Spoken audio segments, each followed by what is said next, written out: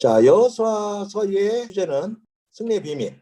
승리의 비밀은 뭐냐? 믿고 순종하면 승리한다 하는 것이 여호수아서가 우리에게 말해주는 말씀의 핵심 내용이 되겠습니다. 이 현장을 좀 자세히 보면요, 이게 전체가 현장인데요. 시딤, 여기에서 지금 머물고 있는 거예요. 모압 평지 시딤에서 이제 하나님께서 말씀을 해 주시니까 여기서 정탐꾼 2명을 파송을 합니다. 그리고 나서 시딤에서 이동을 해서 요단 강가로 움직여요. 여호수아가 말씀을 받고 3일 안에 가나안 땅을 들어가겠다 선포를 했거든요. 그래서 여리고성에 가서 한 것은 딱 한 가지밖에 없잖아요. 붉은 줄 하나 메고 온 거예요. 붉은 줄 메고 오니까 이 강을 건너는 사건이 3장에 있었고 4장에서는 이 놀라운 역사, 마른 땅같이 건넌 역사를 기념하기 위해서 길갈의 기념비를 세우죠. 4장에서. 그리고 5장에서는 할례와 유월절을 하고 군대 장관이 나타난 사건이 있었습니다.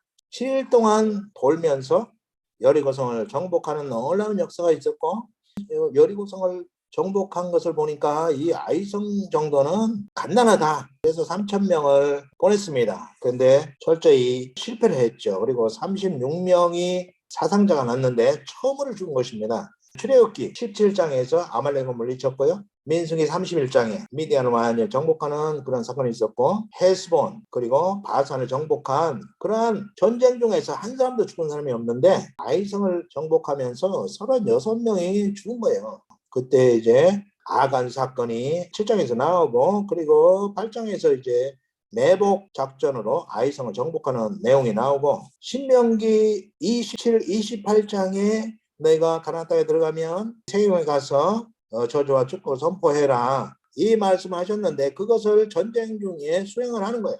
이 구조로 하는 것이 굉장히 중요합니다. 이것이 이제 1장에서 12장까지 7년간의 정복. 이때 여호수아의 나이가 100세가 됩니다. 이제 근력이 쇠해가지고 정복전쟁을 계속할 수가 없어요. 그래서 여호수아는 이제는 지파별로 땅을 분별해서 정착하고 토벌 전쟁, 자기 영토 안에 있는 그 가나안 족속들을 토벌하는 전쟁을 각 지파별로 이렇게 맡겨준 거예요. 그러나 여호수아가 아무 일도 하지 않고 있는 것을 아닙니다. 이것이 8년이에요. 8년. 여호수아 생전에 있었던 정착과 토벌 전쟁은 성공리에 마쳤다고 볼 수가 있습니다. 23, 24장은 마지막으로 고별 설교를 하는 거죠. 고별 설교. 이 설교를 통해서 마지막으로 여호수아는 신앙을 뜨겁게 다시 한번 고백하게 하고 재다짐하게 하는 그런 일을 감당하게 됩니다. 여호수아서는 역사책이 아니다 하는 것이 중요합니다. 우리 지상교회도 역시 전쟁 중입니다. 그래서 이 전쟁을 하고 있는 우리에게 승리의 비밀을 말해준 책이에요. 승리의 비밀은 뭐냐? 믿고 순종하면 승리하고 안식한다. 승리하는 것은 지상교회가 지금 승리를 경험합니다. 안식은 천상교회. 우리의 사명을 다 마치고 나면 우리가 이제 안식에 들어가게 되겠죠. 이 가나안 땅 정복과 분배는 삼중적 의미를 가지고 있다는 것.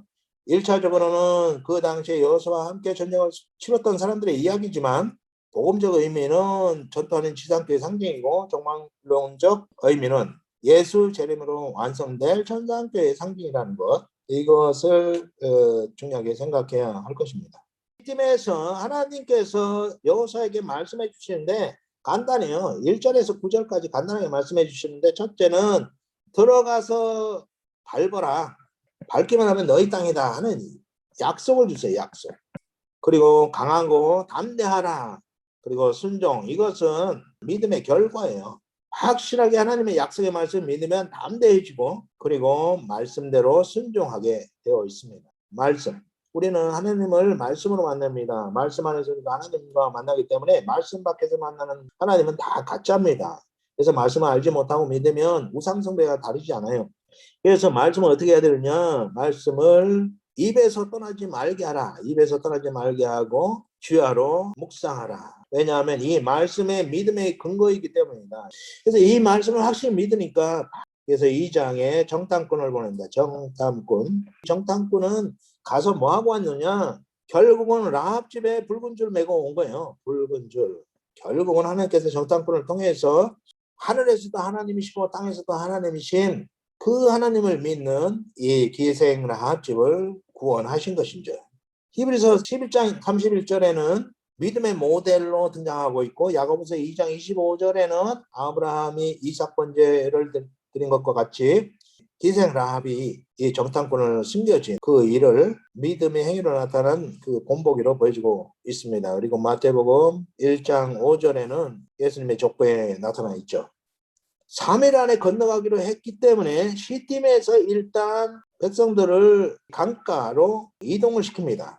그리고 이제 요단강을 건너게 되는데 3장에서 요단강은 4와 5월에는 요단강물이 얼마나 홍수로 인해서 불어나느냐 하면 수심이 3, 4m입니다. 이 강물이. 그리고 이 강폭은 30m 정도 되는 그 홍수가 난 그런 상황인데, 법궤를 든 제사장들이 발이 물에 닿자마자 이 물이 딱 갈라지는 거예요. 그래서 20km 아담까지 물이 거슬러 올라가는 그런 역사를 통해서 마른 땅같이 요단강을 건너게 되는데, 이 요단강을 건넌 것은 1세대가 홍해를 건넌 것과 전혀 다르지 않은 아주 엄청난 사건이죠.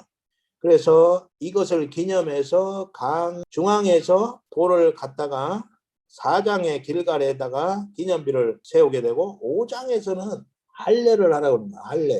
이 할례는 도저히 할 수 없는 거예요. 창세기 34장에 보면 디나를 강간한 세겜을 속여가지고 할례를 받게 합니다. 그래서 할례 받았을 때 3일 되었을 때 세겜 사람들을 다 죽여버려요, 남자들을. 그런데 이 할례를 지금 행한다는 것은 얼마나 위험한 것이냐. 이 길갈과 여리고는 3km밖에 안 됩니다. 바로 눈앞에 있는 것이죠. 그런데 몇 사람이 행한 것이 아니라 거의 대부분이 이들이 할례를 순종할 수 있었던 것은 이 엄청난 요단강을 마른 땅같이 건너왔기 때문에 할례를 행할 믿음이 발생한 것이죠. 그리고 세 번째 유월절을 길갈에서 합니다. 지금도 우리가 계속 지키고 있는 것이 성찬예식이죠. 성찬예식과 유월절은 같습니다. 이 유월절날 예수님께서 세상죄를 지고 가는 하나님의 어린 양으로 우리를 위해서 대속제물을 주셨죠. 그것을 기념해서 주님께서 재림하실 때까지 계속해서 이 예식을 행하도록 명하셨습니다. 이 길갈에서 여리고로 이동할 때에 여호와의 군대 장관이 나타납니다. 나타나가지고 신발 벗어라. 신발 벗기는 주권 이양입니다. 주권 이양. 우리의 모든 주권을 다 주님께 이양해 드린 것이 신발 벗기고, 그것에 대해서 로마서 14장 8절에는 주인 바꾸기라고 말씀해 주고 있습니다. 6장에서 이제 드디어 여리고성을 정복해야 되는데, 한 번도 싸운 적이 없는 이 이스라엘 백성에게 하나님께서는 작전 명령을 내리시는데 땅 밟기예요. 그것이 땅 밟기. 여리고성 정복은 앞에 성공부대가 가고 뒤에 나팔 부른 7 제사장이 가고, 그리고 언약궤가 뒤에 따르고 호미부대. 작전은 1일 1회 6일간은 아무 말 안 하고 그냥 도는 거예요. 그리고 7일째 7회를 돌고, 그리고 마지막에 나팔을 불면 큰 소리로 외치기. 이것이 전체 여리고 정복 작전입니다. 그런데 마지막에 외칠 때 여리고성이 무너지고 정복하게 되었습니다. 이것에서 보여주는 것은 하나님의 약속을 믿고 플러스 순종. 열매가 순종이죠. 순종하면 이것은 우리의 몫이고요. 하나님은 어떻게 하시냐. 이 땅에서의 승리는 하나님의 상급이에요. 하나님께서 약속하신 것을 우리에게 누리게 해주시는 거죠. 6장에서 여리고성을 정복하고, 그리고 아이성을 정복하기 위해서 정탐꾼을 보냅니다. 정탐꾼이 가서 2, 3천 명이면 충분하다 이런 보고를 했기 때문에 3천 명을 보냅니다. 그런데 3천 명이 가서 완전히 패배를 하고 돌아오는데, 거기에서 36명이 전사를 합니다. 이 전사는 지금까지 이스라엘 백성이 한 번도 전쟁에서 전사한 자가 없었는데 처음으로 전사를 한 거예요. 그래서 여호수아가 통곡하면서 중보 기도를 하죠. 그때에 하나님께서 가르쳐 주셔가지고 제비 뽑기로 아간이 뽑힙니다. 여기에서 중요한 것이 뭐냐면 하람이라는 것이 하람. 이 하람이라는 것은 두 가지로 보는데 완전히 하나님께 속함. 그리고 또 하나는 완전히 하나님께서 심판하심. 금이나 은이나 그런 것들은 하나님의 곳간에 드리고 여리고에 있는 사람들, 짐승들까지도 다 죽이라고 말씀하셨습니다. 그리고 성도 다시 건축하지 말라고 그렇게 말씀하셨기 때문에 온전히 하나님께 속한 것을 이 아간이 손을 댄 거죠. 그래서 결국은 아간과 그의 온 가족이 이 아골골짜기의 돌무더기가 되어버립니다. 8장에서 아이성을 정복할 때는 하나님께서 작전을 하시는데 그것이 매복작전입니다. 매복작전을 통해서 아이성을 공격할 때 3만이 동원이 됩니다. 3만이 동원돼 가지고 매복작전을 할 때에 이렇게 숨는 거죠. 이렇게 숨어가지고 여호사가 갔다가 이제 공격을 하는 척 하면서 이제 후퇴를 하는 거죠. 도망치니까 성문도 열어놓고 쫓아옵니다. 그때 이제 매복했던 사람들이 나와서 이 사람들을 다 진멸시킴으로 인해서 정복되게 되죠. 9장에서는 이 기도원 사람들이 이방 민족처럼 꾸며가지고 신발도 옷도 다 떨어지고 그리고 가지고 왔던 빵도 다 곰팡이가 난 것처럼 해가지고 우리는 먼 이방족인데 우리가 너희와 평화조약을 맺기를 원한다 해가지고 그들의 모습을 보니까 여호수아가 먼 땅에서 온 이방 민족인 것이 틀림없이 보이니까 기도하지 않고 우호조약을 맺게 됩니다. 이스라엘 백성과 우호조약을 맺은 기브온을 공격해야 되겠다 해가지고 아르못 왕, 라기스 왕, 에글론 왕, 헤브론 왕 그리고 예루살렘 왕이 연합군을 조성해가지고 이제 5 왕이 동맹을 맺고 기드온을 공격하기 위해서 옵니다. 이 소식을 이제 35km 떨어져 있는 길갈 본부에 있는 여호수아에게 전합니다. 그랬더니 여호수아가 밤낮으로 35km를 달려와가지고 이 연합군을 물리치는 기본 전투가 있습니다. 이때에 태양이 머무는 역사가 있었고요. 그리고 베토론 비탈길에서는 큰 우박으로 공격해가지고 하나님께서 직접 적을 물리치는 사건이 있었고 아얄론 골장에서는 달이 머무는 그러한 기적들이 있었습니다. 시딤에서 길갈로 갔죠. 그 다음에 여리고성을 정복하고 그리고 아이성을 정복하고 그리고 전쟁을 중단하고 잠시 세겜에 가서 세겜 언약을 합니다. 그것은 신명기 27, 28장에 모세가 명한 것을 실제적으로 성취한 것이죠. 그리고 나서 이제 길갈로 돌아오게 됩니다. 그때 기본적이 길갈의 소식을 전하기를 남쪽 연합군이 우리를 공격하기 위해서 옵니다.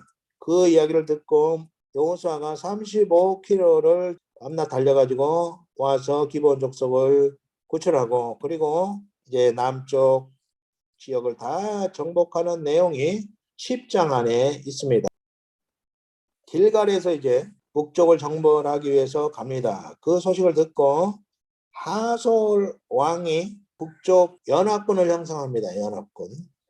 그래가지고 메롬에 모래알처럼 많은 그런 연합군, 북쪽 연합군이 소집되어 있는 거죠. 그래서 이스라엘 백성이 가가지고 이들과 싸울 때 하나님께서 역사하셔서 북쪽 연합군을 다 물리치고 15왕을 죽입니다. 정복한 내용들을 요약하고 있는데 첫 번째 요단 동편 헤스본의 기혼 그리고 바산의 옥 2명을 물리치고요. 남쪽 왕 16명을 물리치고 북쪽 왕 15명을 물리치고 총 33왕을 물리친 내용을 12장에서 요약해 주고 있습니다. 이제 8년간의 땅 분배 플러스 정착과 토벌 전쟁을 하게 됩니다. 이것이 8년이 걸렸고 이때의 8년 후에 여호수아의 나이는 108세가 됩니다. 그래서 여호수아가 7년 전쟁을 마치고 이제 나이가 들어 근력이 떨어졌기 때문에 각 지파별로 땅을 분배한 다음에 지파별 정착과 토벌 전쟁을 하게 한 거죠.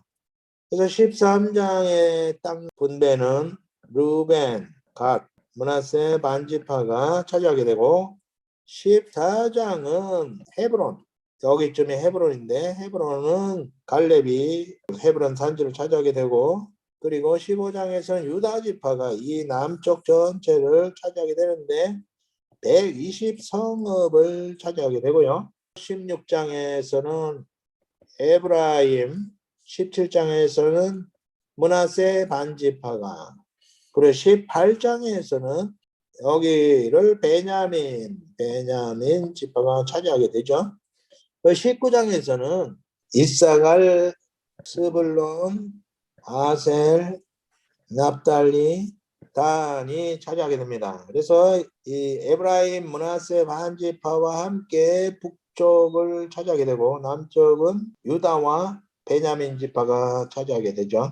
20장에서는 도피성을 말합니다. 도피성. 부지 중에 살인했을 경우 정당한 재판을 받고 생명을 보존할 수 있도록 하기 위해서 모든 것에서 45km 내에 도피성을 두었습니다. 대제사장이 죽으면 자기 집으로 돌아갈 수 있었습니다. 그러면 이 대제사장이 누구냐?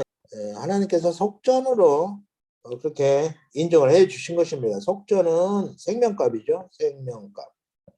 그래서 예수 그리스도께서 우리의 생명값을 지불했기 때문에 우리가 죄와 사망에서 구원받은 것처럼 이 도피성을 통해서 하나님께서는 예수를 예표적으로 보여주셨는데 이 도피성에 도피한 죄인이 대제사장이 죽으면 이제 죄에서 해방되고 자기 고향으로 돌아갈 수가 있었습니다. 21장에서는 48성읍을 이제 레위인들이 받게 됩니다. 동쪽 지파가 이 서편 땅을 정복하는 일을 돕기 위해서 소함에 참여했다가 이제 서쪽도 다 분배가 끝났기 때문에 돌아갑니다. 자기 집으로 돌아갈 때에 길앗 강변에다가 한 단을 만드는데 그 번제단을 연상케 하는 그런 단을 만들게 됩니다. 이 단을 만드는 것을 듣고 이 동쪽 지파들이 우상 숭배를 하기 위해서 단을 세운 것으로 오해를 했기 때문에 비상이 걸린 거죠. 그래서 비나스를 파견을 하게 되고 그리고 각 지파에서 대표를 뽑아가지고 대표단을 조사를 위해서 파견을 하게 됩니다. 이 동쪽 지파들의 설명을 들어보니까 우리가 제사 드리기 위한 것이 아니고 우리가 함께 싸웠던 것을 기념하기 위한 것이다 하는 설명을 듣고 오해가 풀립니다. 그래서 이 제단을 엣이라는 말은 증거라는 의미를 가지고 있습니다. 엣이라고 이 이름을 붙이게 되고 모든 오해가 풀리게 되었습니다. 모세의 고별 설교가 23장과 24장에 있었는데 23장은 실로에서 지도자들과 장로들을 모아서 고별 설교를 하게 되는데 첫째는 기억하라 자칼. 그래서 하나님의 행하신 일을 잊지 말고 기억하라 하는 말씀을 하고 나서 두 번째는 하나님을 사랑하라 하는 말씀을 합니다. 그래서 이 고별 설교를 통해서 결국은 우상 숭배를 경계한 거죠. 그리고 24장에서 이제 세겜 언약을 하게 되는데요. 1차 세겜 언약은 8장에서 했죠. 이 8장은 신명기 27, 28장의 모세의 명을 실행한 것이고 여호수아가 마지막으로 2차 세겜 언약을 하기 위해서 세겜으로 이스라엘 백성들을 다 부르게 됩니다. 그래서 마지막 설교인데 설교는 어떻게 진행되냐? 창세기의 내용과 출애굽기의 10장의 내용, 홍해 사건 이런 것도 말씀하고 그리고 민수기의 내용 그리고 여호수아가 정복 전쟁을 한 내용 이런 것들을 다 말씀을 한 다음에 그러므로 라는 접속사로 선택하라. 하나님인지 우상인지 선택을 하라. 나와 내 집은 오직 여호와를 섬기겠노라 할 때에 백성들이 우리도 다 여호와를 섬기겠습니다 하고 선택을 합니다. 그러나 여호수아는 너희는 분명히 우상을 섬길 것이다 함으로 인해서 다시 한번 신앙 고백을 하게 하는 것입니다. 우리는 오직 여호와만 섬기겠다고 강력하게 다시 한번 신앙 결단을 하게 됩니다. 이때 신앙 고백이 얼마나 뜨거웠는지 이스라엘 역사 중에 이렇게 여호와를 향한 신앙이 뜨거운 때가 없었습니다. 그래서 여호수아가 죽고 그리고 믿음 고백을 했던 사람들이 다 죽을 때까지는 절대로 우상 숭배에 빠지지 않고 하나님의 말씀을 지키며 행했습니다. 여호사가 죽은 후에라는 말로 시작되는 사사기는 신앙고백한 사람들이 다 죽은 후에 이제 그들이 완전히 타락을 해서 우상을 섬기고 하나님을 잊어버리는 그러한 속에서 완전한 암흑기로 넘어가게 됩니다.